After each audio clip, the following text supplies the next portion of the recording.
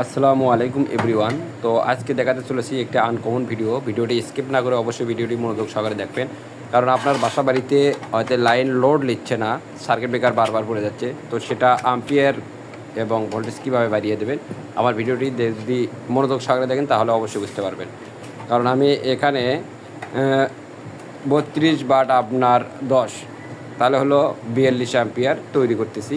তো সিঙ্গল যেটা দেখতেছেন এটা 10 অ্যাম্পিয়ার, আর পাশে ডবল যেটা এটা 32 অ্যাম্পিয়ার। তো এটা কিন্তু আমি ডবল করে দেখেন 42 অ্যাম্পিয়ার তৈরি করলাম। তো আর সমস্যা হবে না।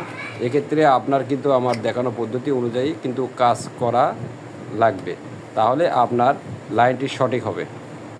তো সার্কিট ব্রেকারের এবং মিটারের আউটপুটে লাগাতে হবে, ইনপুটে লাগাতে হবে। তো এটা বুঝবেন কীভাবে, কারণ সার্কিট ব্রেকারের সবসময় নিচ প্রান্ত ইনপুট হয়ে থাকে আর ওপর প্রান্ত সবসময় আউটপুট হয়ে থাকে।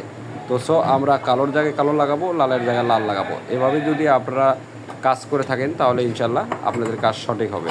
তো ধন্যবাদ প্রিয় বন্ধুরা, আমার ভিডিওটি কেমন লাগলো অবশ্যই কমেন্টে জানিয়ে দেবে। আর যারা এখনও নতুন সাবস্ক্রাইব করেনি চ্যানেলটি সাবস্ক্রাইব করে পাশে থাকবেন ইনশাল্লাহ।